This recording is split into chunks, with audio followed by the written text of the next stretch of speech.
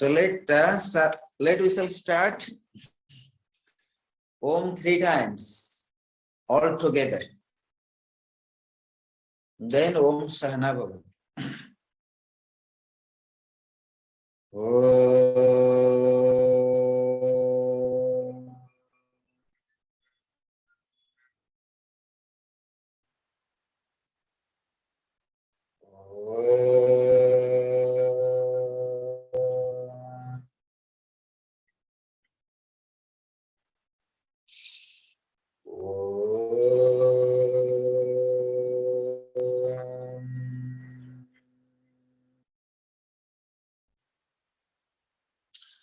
Om Sahana Vavatu Sahano Bhunakto Sahaviryam Karavavahi Tejasvinavadhitamastu ma vidvisavahe.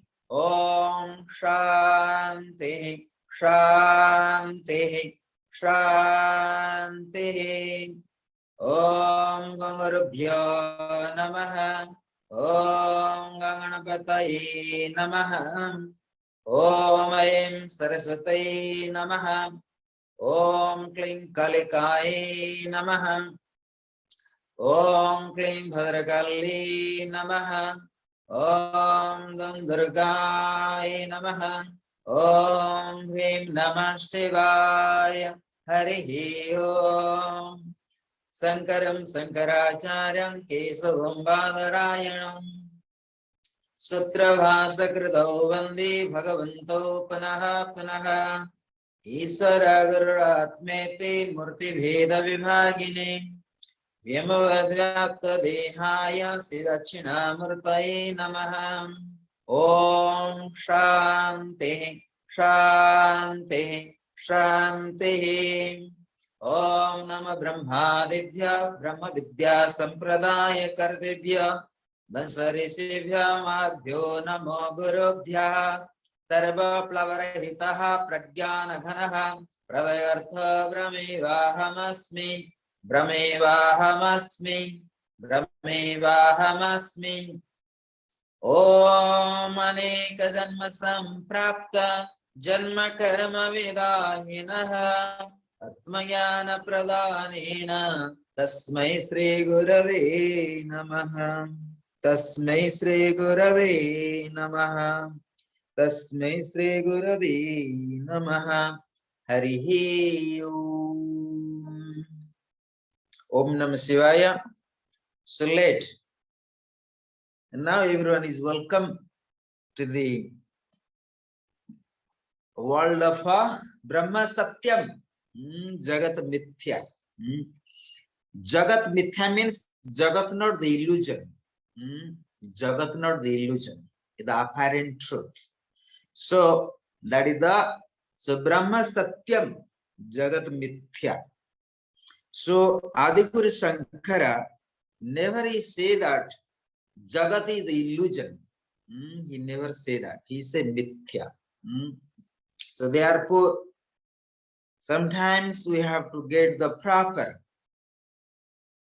translation or proper understandings. What Adiguru Shankaracharya, he tried to explain about the Advaita Vedanta. So we must be clear that many acharyas, they speak about Vedanta, but not many acharyas, many gurus, they speak about the Advaita Vedanta. The Vedantic school of Sankara is completely based on the Upanishad doctrine of the self, of the Atman, of the Atman. So therefore, Shankara has successfully interpreted the Upanishad text in the favor of Advaitism, but not many philosophers or the Darsanics, they speak about Advaita Vedanta. So there is the classical philosophy in India, classical called Sardarshan. So there is many philosophers, many Darsanics also. They have their own thesis, they have their own realizations on the Vedantic understandings. So that the only, I'm speaking only means only one person, there is no other. So except Sankara, there is no one exactly explain the Advaita Vedanta, although there are different schools, especially in our Indian philosophies. That the dualism, and there called Ramanujacharya, Balabhacharya, Vasishtacharya, so many acharyas also there. But only Adiguru Shankara explain properly, interpret properly, even successfully Advaita Vedanta.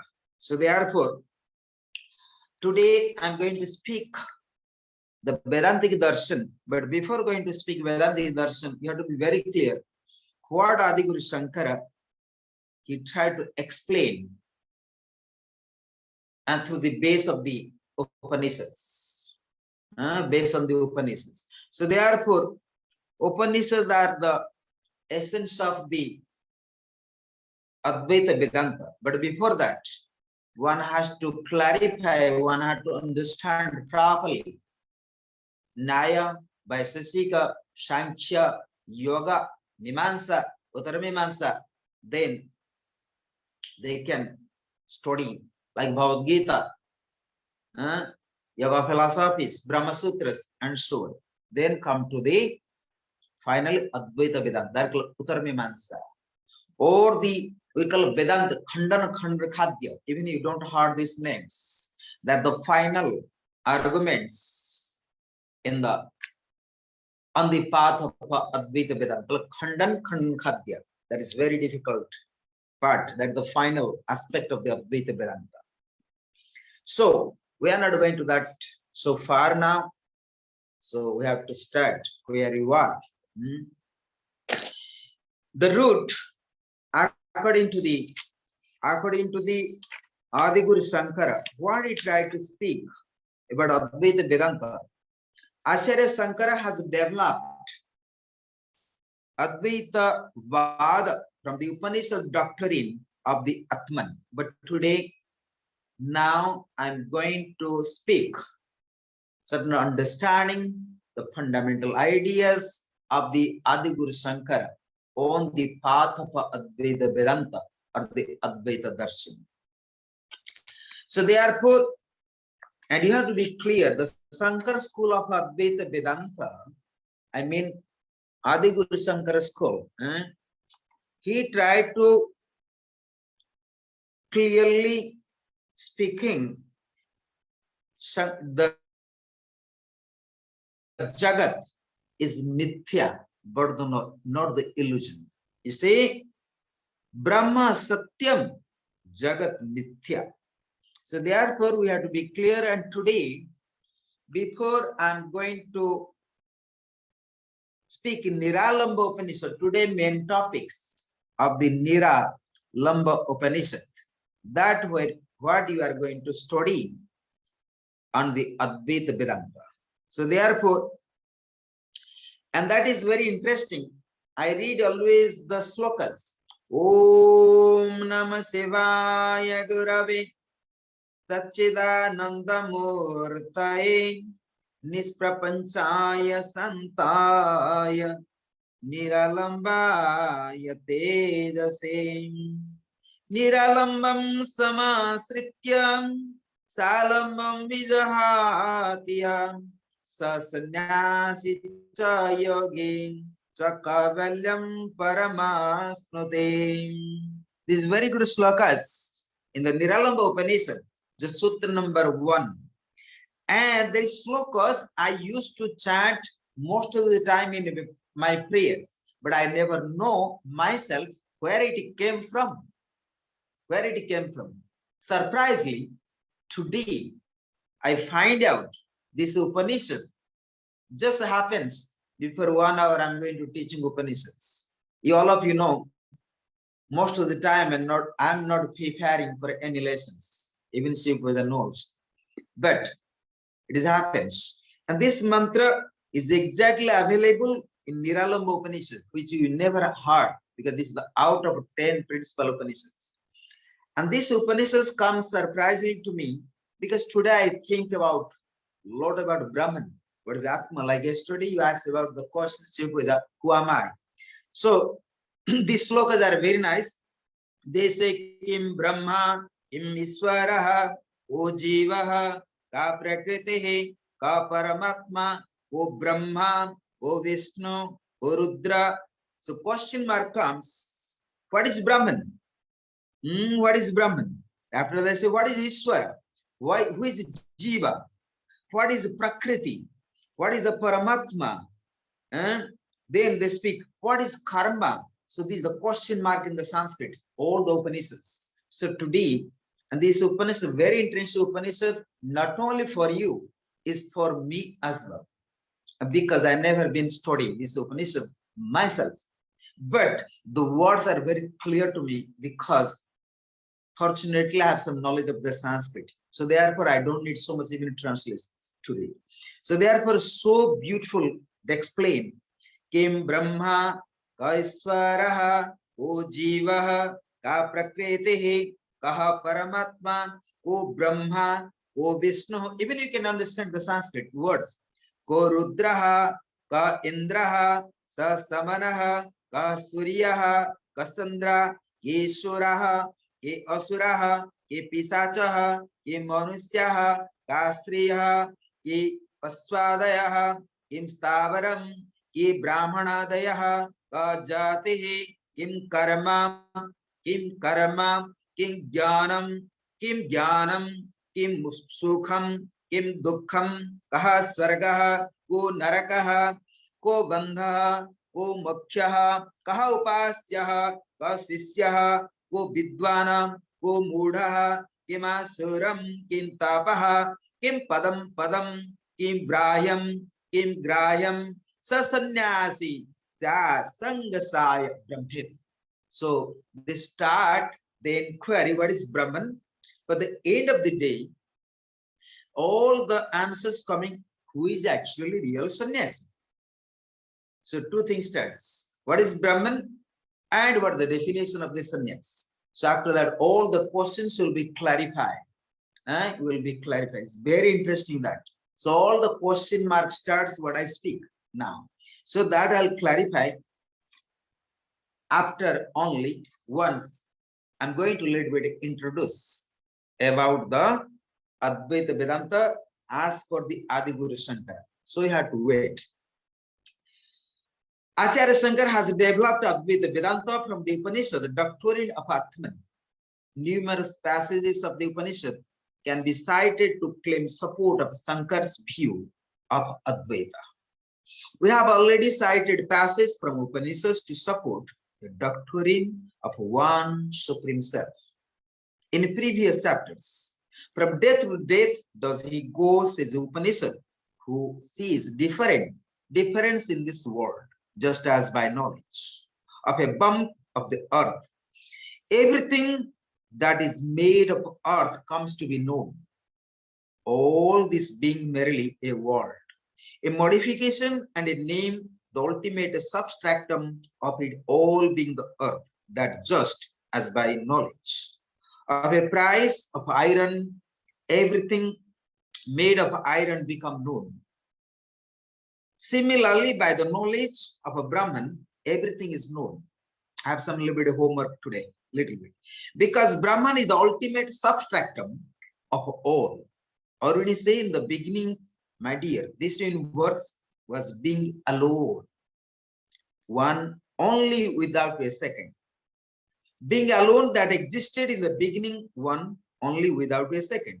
Yagavalka, that you already studied in the Brihada Upanishads.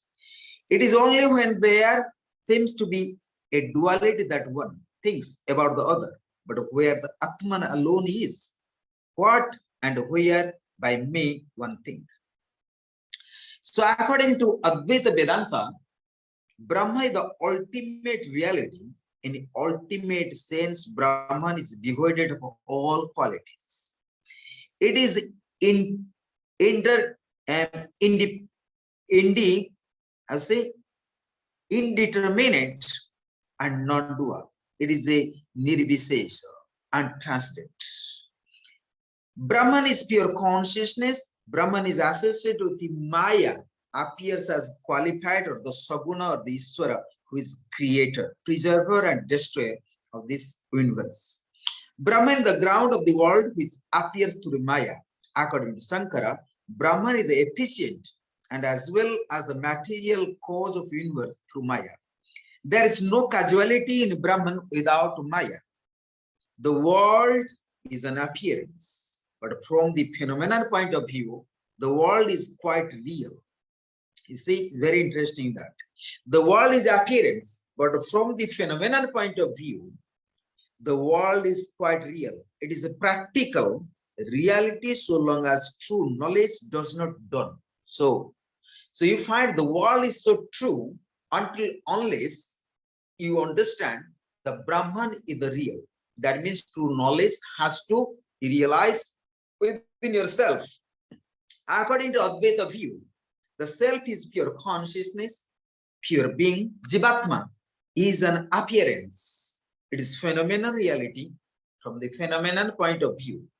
Jivas are many, but actually the plurality of the soul is an imposition.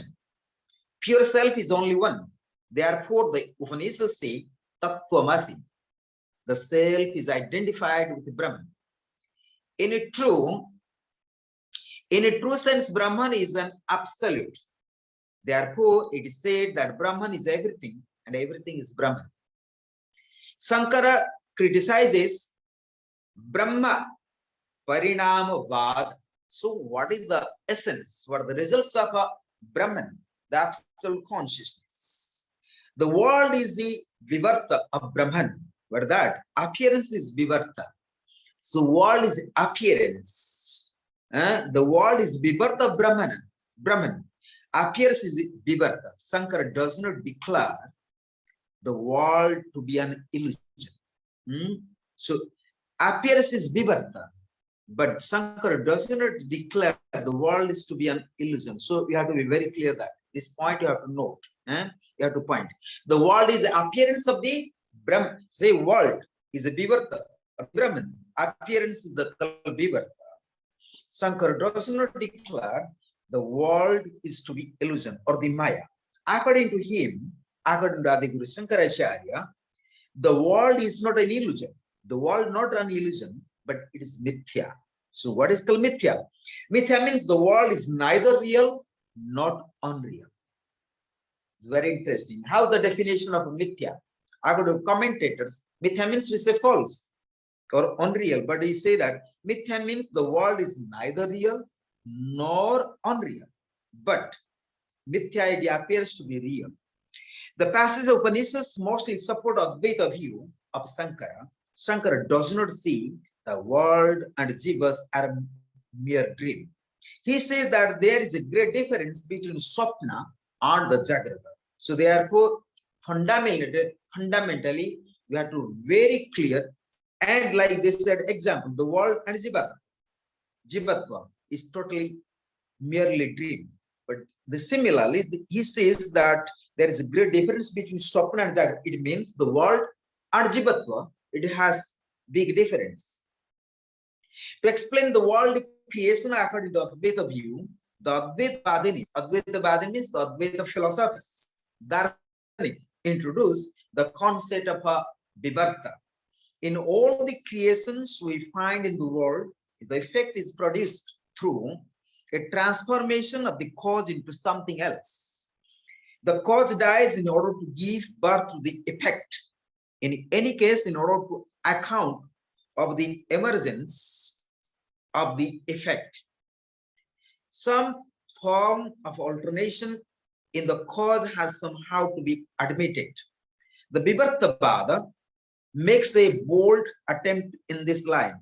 It tries to show that even in this there are illustrations of an effect being produced without any change or modifications whatsoever is the cause.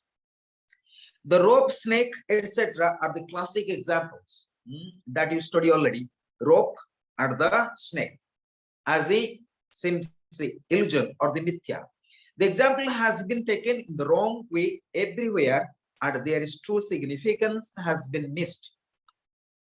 It is assumed that by these examples, the Vedanta, another bearing, they only seek to show the unswelled nature of the cause, which is not touched in any way by the effect imposed upon it. As per the Shankaracharya, as for the Adiguru Shankara, he says, not by the fact that a water snake is taken to be a snake does it become full of poison, nor a snake being taken for a water snake become poisonless. Similarly, all the imperfections and limitations in the creation do not touch Brahman at all. The Vivartavada that keeps the whole cause unmodified, and it explains the modification. The Vedanta states the classic examples of illusion, because on the intellectual plan, there is no other analogy through which the unmodified nature of the cause along with the productions of the effect can be illustrated. So Sankara, so Adiguru Shankara preserves the real spirit of the self-doctrine of the Upanishad when it develops his non-dualistic philosophy from them. So this is the introduction as per the Adiguru Shankaracharya, and now we are going to study the proper understandings through the Upanishads. So we shall go through the Upanishad. So Niralamba Upanishad is very interesting Upanishad, and hopefully you'll check in future in the Google, or have to do some homework for you in future. Niralamba Upanishad. So let's clear here. Again, I try to repeat the mantra very beginning. Before Niralamba Upanishad, they try to Santi part, because every Upanishad has proper Santi part. Some Upanishad you study, you can study Om Sahana Bhavatu, or maybe other mantras like Om Bhadram Karnevihi Sriniyama Deva Bhadram Pasimasya Virya Jatraha Sirairange Stustavangam Swastanu Virivasema Devahitam Jadayiham Swastina Indra Bridhastrava, so on. So you can chant certain mantras. But today, in this Niralamba Upanishads, there is Santi part. Om Purnamadaha Purnamidam Purnat Purnamudachyati Purnasya Purnamadaya Purnameva Vashishyati. Om Shanti Shanti Shanti Harihi Om. I remember also in our traditional monastery, when the acharyas and they teach the Vedanta, Advaita Vedanta, especially in the Khala Sastram, they always start with Om Purnamada, and with Adiguru Shankaracharya also, how I chant the mantras. And then end of the also lessons, they also chant Om Purnamada. There is no Sahana Bhava. So it's very interesting. I never think about it, but I can understand, because they are the Advaita Vadinis. So normally they try to conclude everything coming from absolute, and everything end with absolute and remain the absolute. So then Sutta number 1, Niralamba Upanishad. Om Namah Shivaya Gurave Sachidanandamurtaye Nisprapanchaya Santaya Niralambaya Tejase Niralambam Samasritya Salambam Bijahatiha Sasanyasi Chayogi Cha Kavalyam Paramasnute. Those who are sannyasi, he became yogi, and he attained the Kaivalya, to the supreme consciousness. So we shall go to the proper translation. Om, I shall relate in the form of a casteism, whatever should be known for the removal of all miseries that we fall on these ignorant creatures. So this is the meaning. Is not very good translation, but we have to try to understand from. Om Namah Shivaya Guravi Sachidananda Murti. But here, when you start Om Namah Shivaya, so it's related to Lord Shiva. But the translation, they don't keep the word of a Lord Shiva. Om Namah Shivaya Guravi. So Lord Shiva is the real Guru, the Adi Guru, the first Guru, the primary Guru who understands the pure knowledge of the Brahma Jnana.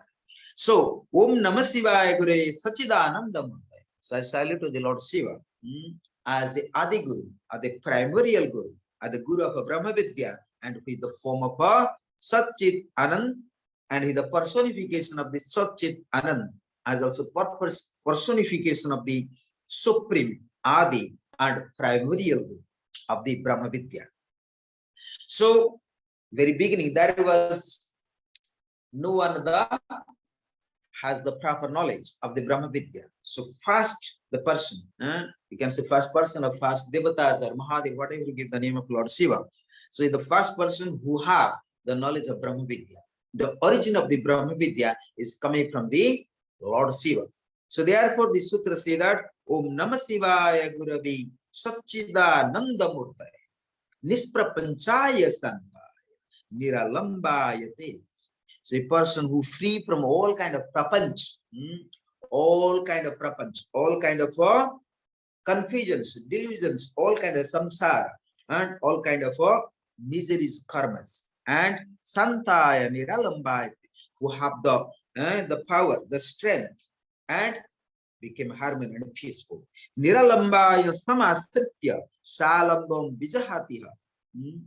And so here as per the sutras, sa sannyasi, sa yogi, sa kevalam paramasmade. So niralambam samasrita salambam vijahati, a person and who are free from all kind of miseries and free from the all kind of ignorance. And so, but another way to translate here, Lord Shiva itself the sannyasi and yogi who have the attained the kaivalya. But same time, the another translation, you have to, I'm salute to the Lord Shiva, who have the I'm salute to the Lord Shiva as a form of Satchidananda, as a primary Guru, as a Guru of Brahma Vidya, and through whom grace one can free, or to whom grace I can be attained the supreme consciousness. And I can attain the sannyasi, the yogi, or the supreme consciousness. So by his grace. So you can have two translations. So Om Sal I relate in the form of a physical catechism, whatever should be known for the removal of all miseries that befall on these ignorant creatures. But anyway, now we are going to second sutras. They say, Esa Magyanam Jantunam Samastarishta Santayeng Yada Budhabhyam Akhilam Tada Sankhya Brahmyamam. They say, what is Kim Brahma, Kim Iswaraha, Kim Brahma, Kim Iswaraha. What is Brahman and Kim Iswaraha? Who is Iswara? Ko Jivaha? Who is Jiva? Kaha Prakriti? What is Prakriti? Kaha Paramatma? Who is Paramatma? And O Brahma? Who is Brahma? And they say Ko Vishnu? Who is Vishnu? So then after that say, Ko Rudraha, who is Rudra? Ka Indraha, who is Indra? Who is Indra? They say, Kaha Suri, Ka Sasamanaha, Sasamanaha. They say, who is Paramatma? Then after that say, Kaha Suryaha, Kaha Suryaha, Kasandra Kesuram, Who is Vishnu? Who is Rudra? Who is Indra? Who is Yama? Who is Surya? Who is Chandra? Who are the Devatas? Who are the Rakshasas? Who are the Pisachas? Who are the Manusyas? Who are women? And who are the Pasus? What is Stavara? Who are the Brahman and others? What is Jati? What is Karma? What is Akarma? What is Jnanam? What is Ajnana? What is Sukha? What is Dukkha? What is Swarga? What is Naraka? What is Bandha? What is Moksha? Who is Upasya? Who is Vidwan? Who is Mudha? What is Asura? What is Tapas? What is Parampada? What is Grahya? What is Agrahya? Who is Sannyasi? Those are the questions. So again, I repeat these slokas. It's very interesting that. Now you understand English.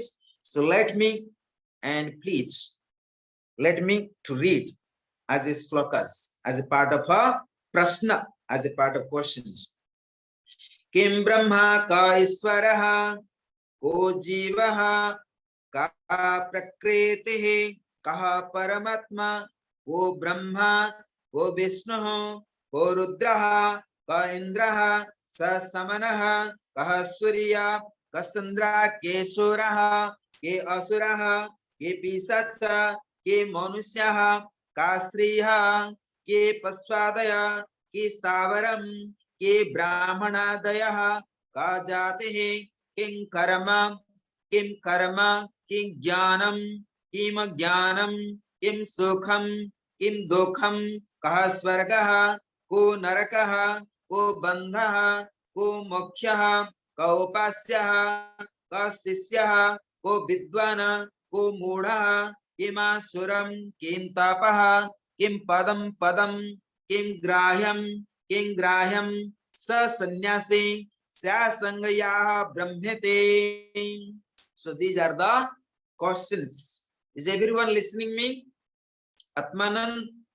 Yes, yes. Okay, good. So still we are busy for other things. Good. So these are the questions. That what I read in the Sanskrit, and already I speak in English. So it's very interesting, the science. Very interesting. Then I'm going to answers for you. They say so hovacha is very interesting. It's very important for me to read the Sanskrit. Otherwise, you can't get the right meanings. Sanskrit. That is in ancient time. According to Vedantic schools, we study all the Sanskrit. We must recite the Sanskrit because it's very good for our conscious, unconscious, and subconscious mind. So that, and you can transcend the 3 stages of the consciousness in order to attain the stage of Turiyati. So when you chanting mantras naturally, and you are awakening and becoming conscious and becoming transcending the 3 state of the mind to the higher state of the mind. Even this mantras is not only mantras. These words is make you so much awakening the dormant state of the consciousness. So therefore, Sanskrits are very important. Like we study any kind of science, you like to study yoga philosophies or tantric sastra, tantra sastras, all the Sanskrit as well. Even Adiguru Shankara, he put everything in the Sundaralahari, in Anandalahari, even in the Sri Vidyas, even a lot of secret meanings there. So let I shall go through the what is Brahman. So they try to explain in Sanskrit. So hovacha mahat ahankara prithvi jovabhya kasatvena brihadvipina kanda koisena karma jnanarthrupataya bhasamanam advitya makhilo padivirna muktam. I'll tell you, explain. Very interesting that I'm not going to speak the final words of this Upanishad. What they say, final words that because when you study yoga, we study always first chapter Samadhi Yoga, the results of yoga. Generally, we don't practice. Second chapter, they explain yoga of practice. Third chapter, Vibhuti Pada. And fourth chapter is Kaivalya Pada. But always, why very beginning we study without practicing anything, but we want results of yoga. And yoga means the aim of yoga. So therefore, as we are human being, we expect so many things. Whatever doing, what can I get it? What I can get out of this? For example, I study 2 years course or 1 year course. What can I get out of this? If you study 1 month of teacher training, can I get the certificate to teach yoga? So that is your very beginning of the expectations, even without study 1 month. Similarly, and Patanjali also understand properly before going to practice yoga, actually what you expect, what you want. So therefore, very beginning they explain Samadhi yoga. Similarly, I just tried to speak. Very nice. What happening after this Upanishad? They say, Idam means in the end of the day of this Upanishad. Idam Niralamba Upanishadam O Adhyate Gurubanugrahataha Soniputo Bhavati Sa Vaipito Bhavati Na Sa Punaravartate Na Sa Punaravartate Punara Bhijayate Purnana Bhijayata Ittu Upanishadaha. So what that means? Whoever studies the Niralamba Upanishads becomes, through the grace of Guru, pure like fire. He becomes pure like Vayu, the air, the prana. He does not return. He is not born again. Maybe he is not born again. That repeating that 2 sentences. He is not born again. Again he said, maybe he is not born again. That is, they say, na punara vartate. They very beginning say, he never returned. And again say, maybe not return. So 2 times they repeat these slokas. Sa punara vartate. Again say, punara bhijayate. So that is very interesting that. So 2 times they repeat. The sloka is repeating 2 times. You never return. Maybe you never return. So very good Upanishad to study. So, and I find out, so we have so many questions in long time for myself. It is all the answers are here in this Upanishads. And whoever studies the Niralamba Upanishad becomes, through the grace of Guru, so great master, pure like a fire. He becomes pure like a Vayu. It does not return. He is not born again. May he is not born again. So it means, so by the grace of Lord Shiva, and one can find the right master, right Guru, and through that Guru's grace, one can attain the Brahma Vidya, and never return to this life of samsara, the miseries. So again, I'm going back to it. Sutta number 4, Niralamba Upanishads. So, and then, Sudham, Sivam, Santam, Nirguna, Mithya, Divach, Manivachan, Chaityanam, Brahma, Isvara Iticha, Brahmeva, Swasakting, Prakritye, Bhidya, Masritya, Lokana, Srishta, Pravisantaryamitpena, Brahma, Denam, Buddhi, Indriya, Niyatra Twadi Swaraha. But I could read 2-3 times, but late. Today we have so much late. So you like to listen more translations rather than to listening only the mantras. So what is Brahman? It is the Chaitanya, the pure consciousness that appears through the aspect of karma and jnana. Through the aspect of karma and jnana are this vast mundane egg composed of mahat, ahankar, and the 5 elements: earth, water, fire, vayu, and akash. That is the second less. That is devoted to of all upadishis, called vehicles. That is full of all saktis. That is without beginning and end. That is described as a pure, beneficial, peaceful, gunaless, and that is indescribable. That means undefinable. So that is called the characteristic of the Brahman in the short sentence. So what is Brahman? It is the pure consciousness, pure Chaitanya, and is appeared through the aspect of karma and jnana. This vast mahat, Ahankar, the five elements, water five, fire five, and Akash, the second list. So what I tried to quote, there is very good Upanishad, is a Upanishad, when you study, Om Bhasmatam Sareram, Om Kratam Smara, Kritam Smara, Kratam Smara, Kritam Smara. This body is composed by the five elements called Mahat. And here they speak about the same things. The Mahat, Ahankar, the five elements. Earth, water, fire, Vayu, and Akash. So when this sloka they say, Om Isa, Om Vayu Ranilaramitamatedam Bhasmatam Sareram Om Kradam Smara Kridam Smara Om Kradam Smara Kridam Smara. What happening? They say when this body is dissolved, this body is composed by five elements. When this body is dissolved, means end of the life. And when you die, what happens? This body is composed by five elements, but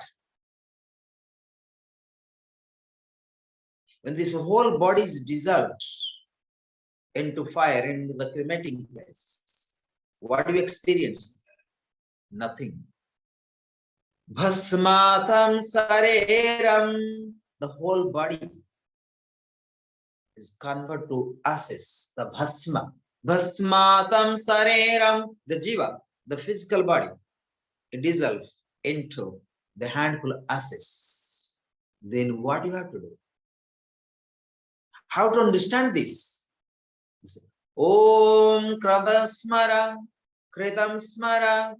That means, but two times they say, Om Kratam Smara, Kritam Smara, Kratam Smara, Kritam. They say two times, repeating. You must remember Om. You must remember again and again.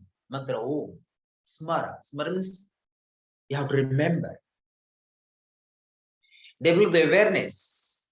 That means by chanting mantra Om, one may going to understand the body is composed by five elements, but after death is nothing but the bhasma, the full of ashes, nothing else. So let chant mantra Om, repeat the mantra Om, and realize the essence of the Brahman, the essence of a Chaitanya, that means the pure consciousness. And that is not possible to explain by the any words. It's not possible. It's called indescribable. It's not possible to describe. And that the pure Brahman, the pure consciousness. But most of the time, and check yourself when you sometime, if you have time or sometime, go sometime, sit down near the cremating place. Check it. For time being, or for momentary, you sometimes come to yourself. Is it also I'm going to die? Is it also I'm going to my body going to ashes? I do many times go to cremating place, but this year I was in the Varanasi in the Manikarnika Ghat. So I was standing almost 3 hours spending. So one body after coming, the fire kept continuing. And I was sitting in the middle of the, standing in the middle of the, and the Manikarnika, middle of the smashan, middle of the cremating place, not around, but in the middle. And the side by the dead body is going here. And then another dead body coming, and they're putting the fire. I can watch. So very beautiful. Then there's some people who they're really cremating. They try to bring for me some chaya. I was sitting with them and drinking the chaya. Of course, as specifically japam to be done. And early morning, I was so I never have the chaya in the cremating place. Somebody offered me.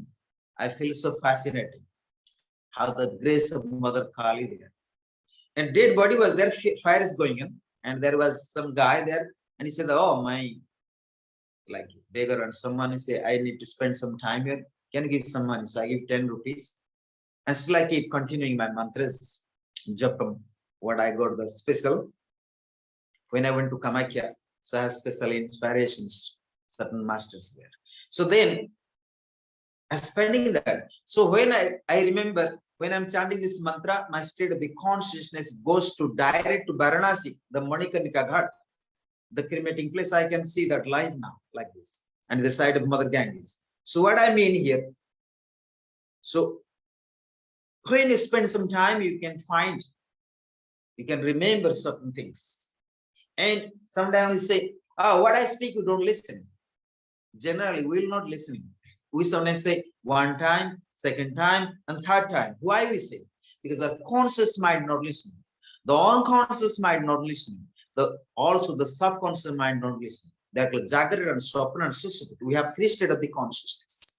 So therefore we chant mantra Om for three states of the consciousness to remember properly. Sometimes we are not very much conscious. Our mind goes to the subconscious. Our mind goes to also unconscious. But same time, if you are in Samadhi, your mind goes to Turiyati. So we have to not chant three times. So sometimes you speak, I will speak three times. Then fourth time, I'll get the punishment. What does that mean? Because fourth time you are already Brahman. So you don't need any punishments. Only get punished because when you are alive in three states of the consciousness. Nobody can punish you. Nobody can punish you if you are entering the kingdom of Turiyati. So generally, in our common life, the life of samsara, so when we are feel guilty, because we are in three states of the consciousness, because the fourth stage of the consciousness never feel guilt. So if Brahmagyan never feel guilt.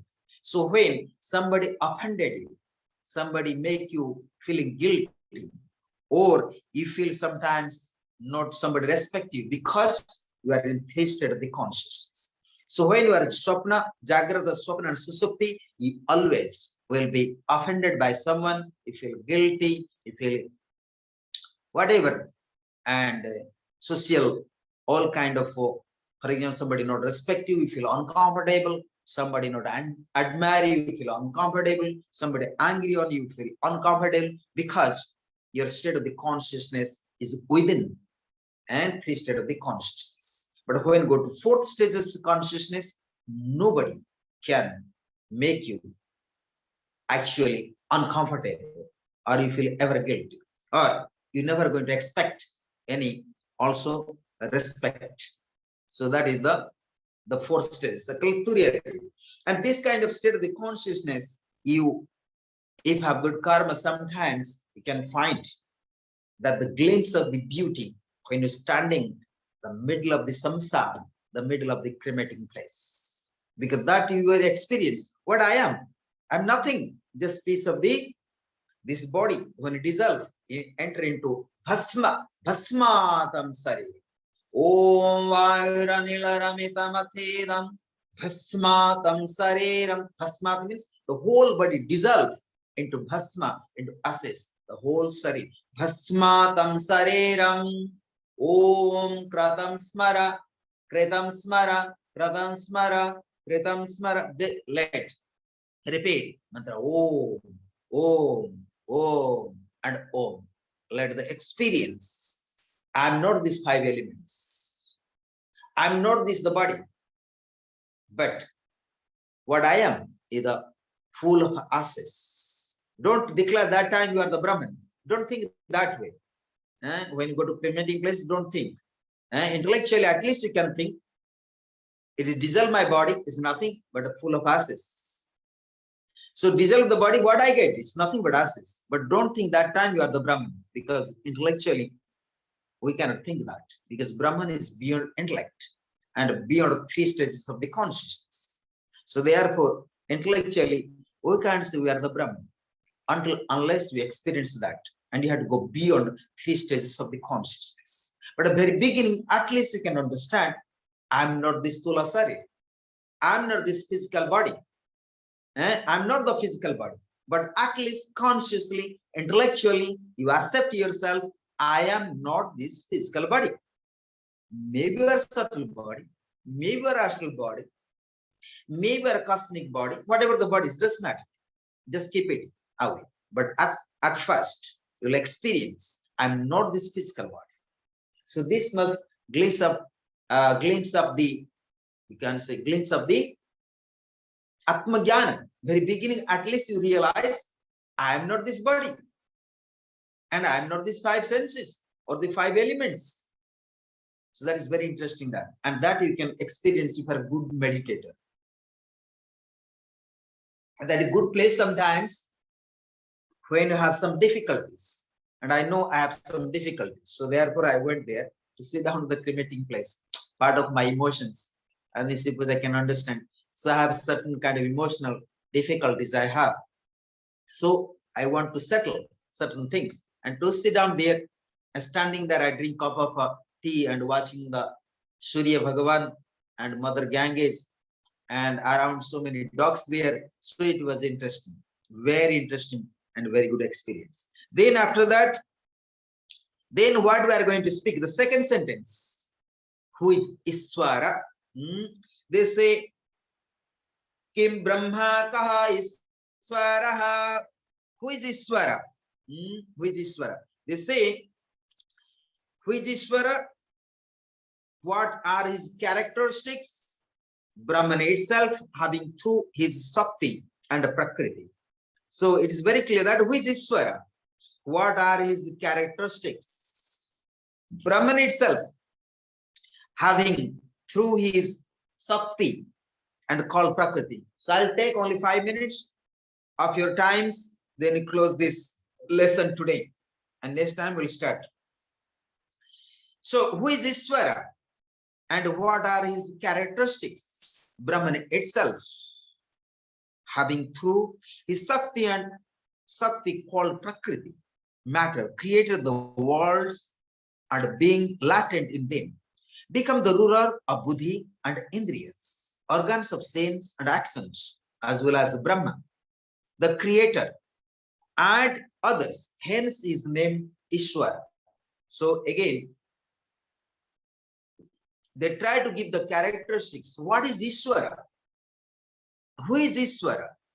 So you know the translating Ishwara means something is not mortal, something is immortal. But I can say, who is Ishwara? What are his characteristics? So Brahman itself, having through his Sakti called Prakriti. So here, the Prakriti is the Sakti, that you know in the Sankhya philosophy, Purusha and the Prakriti. So Purusha is the supreme consciousness, and Sakti. Sakti is, what is the Sakti? So Purusha, Prakriti, the Sakti of the Purusha. Like we study Shiva and Sakti. So Shiva is the Purusha and Sakti is the Prakriti. As per the science of Tantra. But as per the Sankhya philosophy, Purusha is the supreme consciousness, Prakriti the nature. So Sakti called Prakriti created the worlds. So Prakriti, the created the worlds and being latent in them, become the ruler of Buddhi. So who is the ruler of Buddhi? The Prakriti, the Sakti, the ruler of Buddhi, Indriyas, the sense organs, all kind of senses, and intellect, as well as Brahma, the creator, and other. Hence is named Iswara. So they say that again. So Brahman and Brahma, two different things. Yes, a Brahma, like Vishnu, and Brahma, Vishnu, what is called Shiva even. They're the, but one side you see, very interesting that if you go into the Shaivism, if you go into Sadasiv, Sadasiv is the creator, is the created everything. Even Brahma, Vishnu, and Shiva. But we say Sadasiva and Shiva. What that difference? We have to be very clear later. Sadasiva is the supreme personality, but same time Shiva also supreme personality. So how can Brahman created the three? So Brahman created Brahma, Vishnu, and Shiva. But same time they say that Shiva is the creator of all. So Shiva created Brahma, Vishnu, also Shiva. But we have to understand what are the characteristics of the Shiva and what are the characteristics of the Sadasiva. So when you go to Shaivism, the highest understanding of the Sadasiva. Sadasiva is the highest supreme personality of the Shiva. So it means Shiva play many roles. Sadasiva play many roles, right? Sadasiva and Shiva, like Mahadeva, like Rudra. So these are the how the Sadasiva, the supreme personality of the Shiva, how he play different roles, different times, different environments, different space. So therefore, it is like that. So if you understand Brahman itself, the Shiva, Shiva itself the Brahman. So Brahma and Ishvara is the, again I repeat, what is Ishvara? So Ishvara is the pure consciousness, but Brahman itself having through his Sakti called Prakriti. So Prakriti created the Buddhi and Indriyas, the senses organs, and as well the Brahma, the creator. Hence his name Iswar, but it's not they're going to all details. But Brahma is created by the Prakriti. Could you understand? Sorry, the Prakriti created the Brahma, and Brahma became creator. You suppose not confused here. Please understand.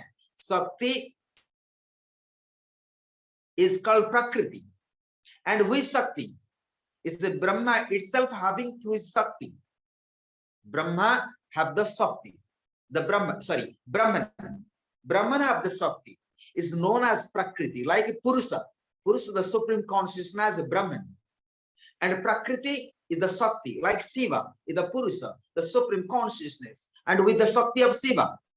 So Shiva has the Sakti, and Sakti created all. Even Sakti created the Brahma, Vishnu, and Shiva as well. And Sakti created Buddhi, intellect, and so on. Am I clear that? Or I need to repeat this. It's very important to understand properly. So again, I repeat, what is Ishvara? They say, what are his characteristics? So Ishvara means Brahman, because Ishvara something is mortal. Sorry, Ishvara something is immortal, never die. Ishvara, something never going to die. Something not going to mortal. Ishvara means all the time is exists.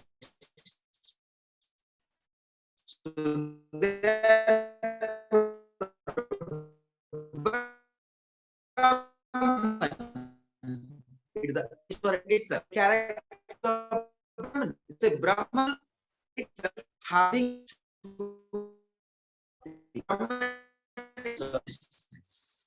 and his Sakti and created so ruler of the Buddhi, the intellect, Mana, Buddhi, Chitta, Ahankar, and who is the ruler? The Sakti, the ruler of the Mana, Buddhi, Chitta, Ahankar. Not that.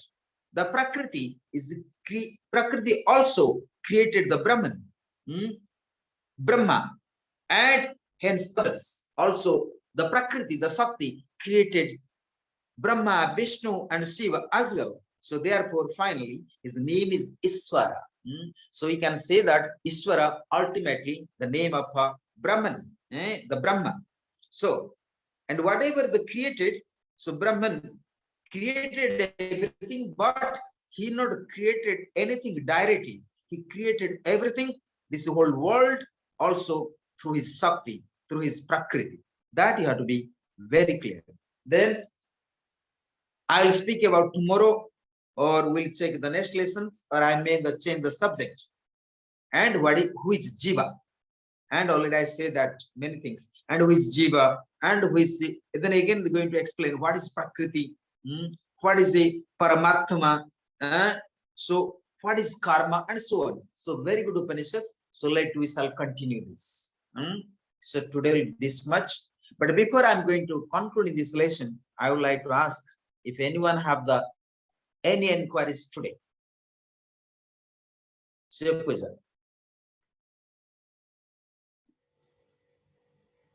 Hariom, what can other be inquiry after Upanishad? After Upanishad, there is no more inquiry.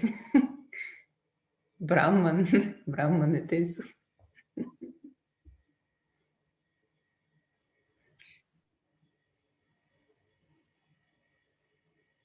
Okay, so thank you. Atmanan? Yeah, it's like a Upanishad. You have the list and then you have the names of the different Upanishads and very nicely listed and described which Upanishad talks about Show which your face a topic. little bit. Huh? Show your face. Can you show your face? And then my question is, the Upanishads are always part of the Veda, and I always try to trace it back to the origin. But in the Vedas, there's text and Sanskrit, and there's no list of there. Here is the Niralamba Upanishad. This is about this and this. This is not in the Vedas, so there's no index, and I'm lost. I don't know where to find it in the Vedas. I have it here in the Upanishad, nicely listed. But if you trace it back to the origin, then you can maybe see maybe they did something different in the book, and if it's equal, if the text is equal. That's the reason why sometimes I have 5 copies of one text, because I want to check out if they make any difference in the writing. So that's my question, where I can find it in the Vedas. Thank you. So, Maitreyi, the Marian. Swamiji, namaste. Thank you so much. Your lesson very interesting. I like to repeat every time different aspects. It also make awaken energy. Rigved, Samved, Yajurved, Shiksha, Kalpa, Vyakran, Nirup, Chhan, Jyotish, Nyaya, Yoga, Karma, Mimamsa, Veda, and that repeat every day. Different aspects. Okay, so that means today, and Yeah. actually this is very interesting that this Upanishad especially itself is the self-inquiries. So itself, it is a lot of self-inquiries. Even I personally have no questions, but after this, and we can actually have some self-inquiries comes, or some question can comes. What actually they left in these sutras. But same time, we can have the also question because not the clearly everything to explain. Like we study like Yoga Upanishads, Yoga Sutras. So clarify each steps. But here they not actually, we have to go more details as well. But at least we have very essential things that the questions are here. All essence what you need actually. So, and very good Upanishads, and which is not in the 10 principal Upanishads. Please, Shiv Puja. That was my question. Does it belong to the principal Upanishads or not? But you just said no, my dear, because I am a classical study of the Vedanta in the monastery. It is not 10 principal Upanishads. It's out of 10 principal Upanishads. Therefore, I never heard this. I studied 10 principal Upanishads, Sankara Bhashya. But this Upanishads is not in Sankara Bhashya. Is not in 10 principal Upanishads. Okay. Even I was teaching last year, Avadhuta Upanishads is not in the 10 principal Upanishads. 10 principal Upanishads are essential, is enough to the Brahmagyan. But lot of things we are studying, like we study Yoga, Sankhya, Tantra, Mantra, Hatha Yoga, Asana, Pranayama, Kundali. So we have so many informations, but how to clarify them? So it's good to clarify with the different Upanishads as well. Like we study Upanishads. So sometimes when you study, clarify, you can go beyond this. Go beyond this. Am I clear that? Like Valmiki Rishi, he only chant Ram, Ram, like Mara, Mara, nothing else. He don't study all these things. He have no confusions. He simply chant Mara, Mara, and Ram, Ram. He entered into Samadhi. And he was written the Valmiki Ramayana. Valmiki Ramayana. So what I mean here, so far we are so much confused, so much doubts. So we need more books, more study, more Upanishads, more Shastras, more Tantras, more mantras. If you simply surrender and close your eyes and meditate like Ramana Maharshi, you get everything. So all school, all gurus, no need to go here and there. So for us, we need so many things to study because we are so much confused and we need to more clarify. Like when so many roads, so you need a proper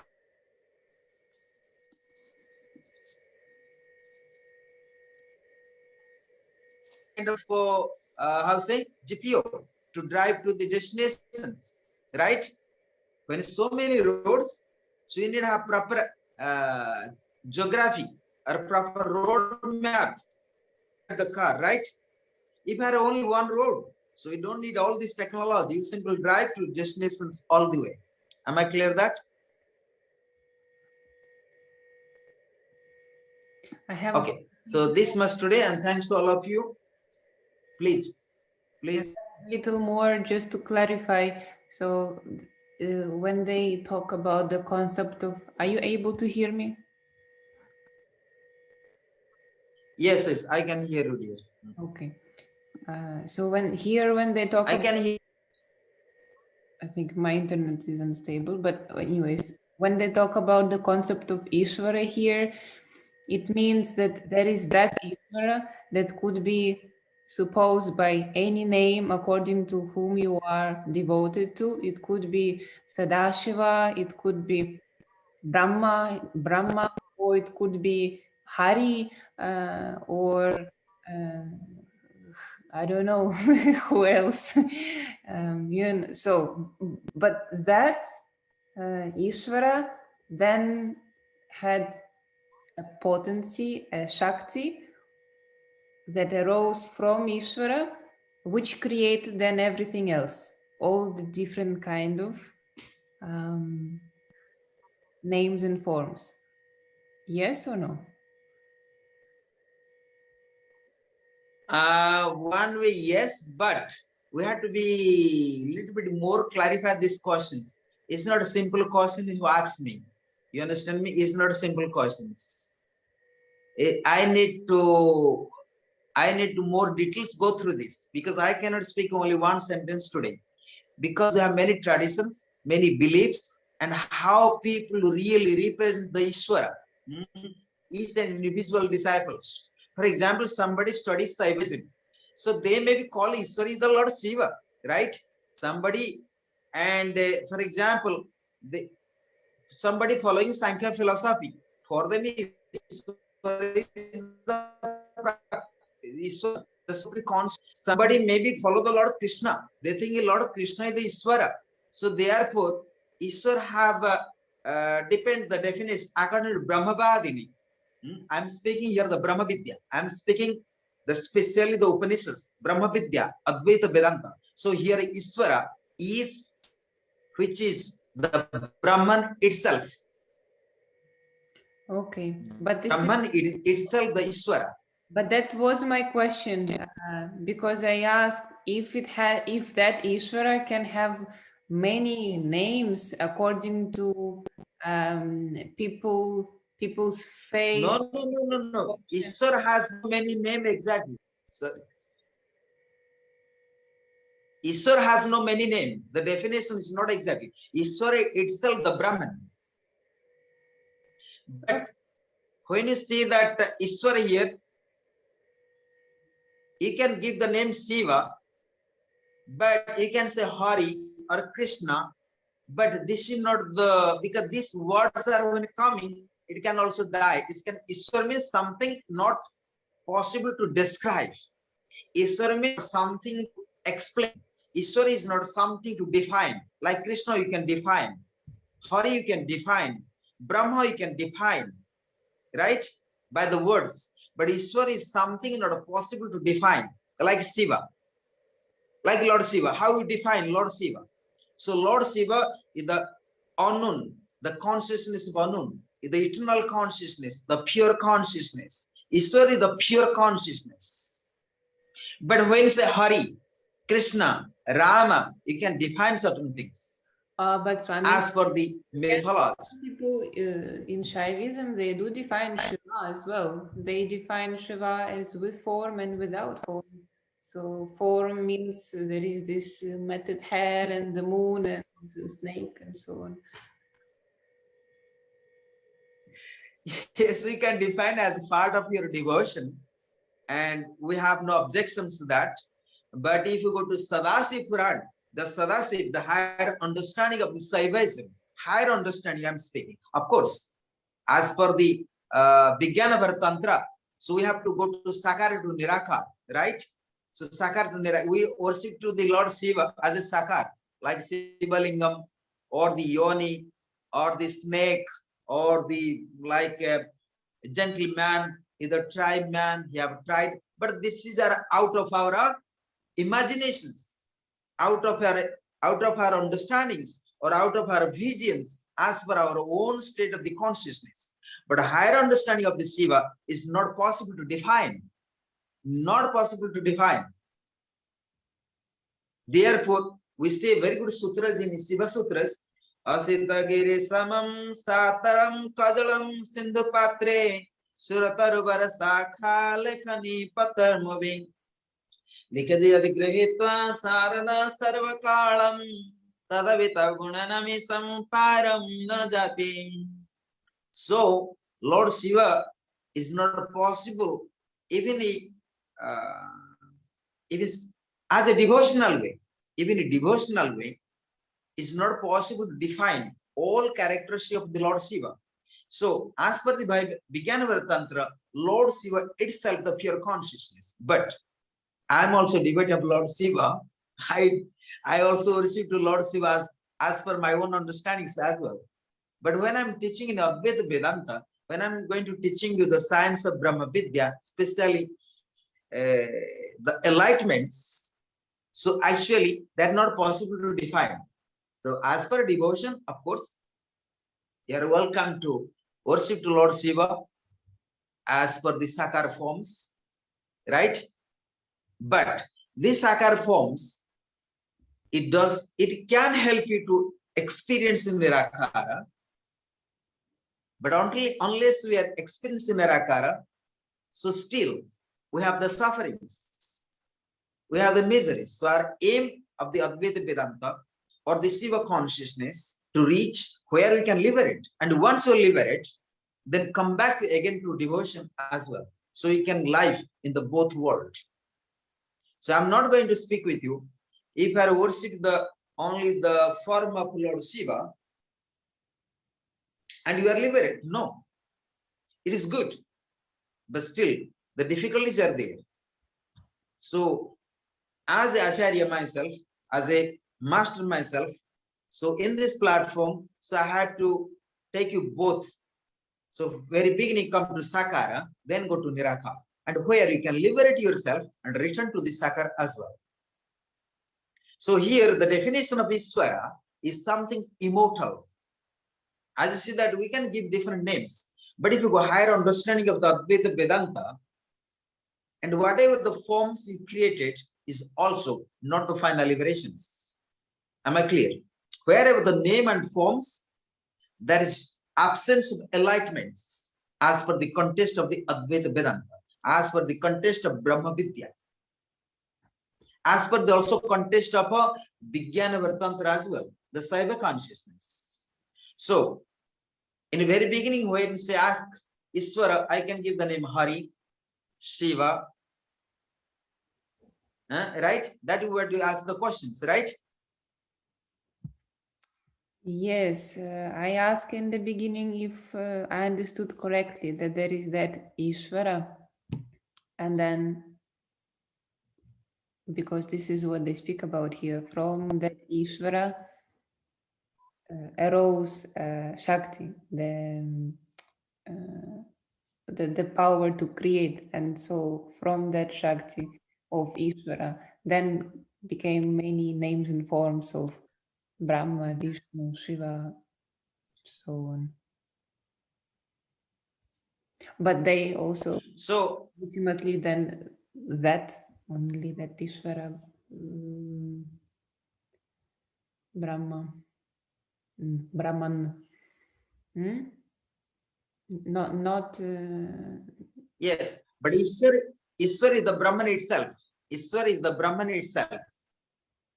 So then you can say Ishwar means something which is immortal. The name and forms are not the immortal. It can die anytime. It's not the mortal. It is not immortal. So Ishwar means something is immortal, is eternal, is it was, it is, it will be. Am I clear that? Yes. And now I'm remembering that in the in Patanjali, he said, who is Ishvara? Ishvara is Om. But he only said that much. Yes. Say Pranavaha Ishvaraha. They say not only that, say Pranava Ishvara. By chanting mantra Om or meditating on Om, one may reach the immortal. This is Pranava Ishvaraha. Pranav means mantra Om, but Pranav means ancient name. So Pranav is the mantra Om here. This is a more ancient. So Pranava, the origin, is the Ishvara. So Om is the Brahman. So therefore Om is the form and also formless. So therefore by meditating on Om, by chanting Om, repeating Om, that leads to all the way the transcendental consciousness. Therefore Ishvara. Ishvara is something which is transcendental consciousness. Am I clear that? So Ishvara is something the transcendental consciousness. Clear now? So late we have defined next time because already today is the late. So we'll explain this is more elaborately. Okay. So thanks for the questions today. And I try to conclude these sections. Om Namah Shivaya Gurave Satchidanandamurtaye Nisprapanchaya Santaya Niralambaya Tejase Om Sankaram Sankaracharyam Kesavam Vadarayanam Sutramhasa Kritam Vande Bhagavanto Punaha Punaha Iswara Gururatmeti Murti Veda Vibhagine Vyamavadhyapta Dehaya Sri Dachina Murtaye Namaham Om Aneka Janma Samprapta Janma Karma Vidahinaha Atma Jnana Pradana Tasmai Sri Gurave Tasmai Sri Gurave Namah. Let everybody repeat with me. Lokaha samasta sukhina bhavantu for 5 times. Lokaha samasta sukhino bhavantu. Lokaha samasta sukhino bhavantu. Lokaha samasta sukhino bhavantu. Lokaha samasta Sukhino bhavantu. Lokaha samasta Sukhino bhavantu. Om Shanti Shanti Shanti. Om Gurubhyo Namaha Hari Om. Thanks to all. So may God bless you all and our Gurudev Swami Sivan Adi Guru Shankaracharya bless you all to walk the path of Brahmigyan for the final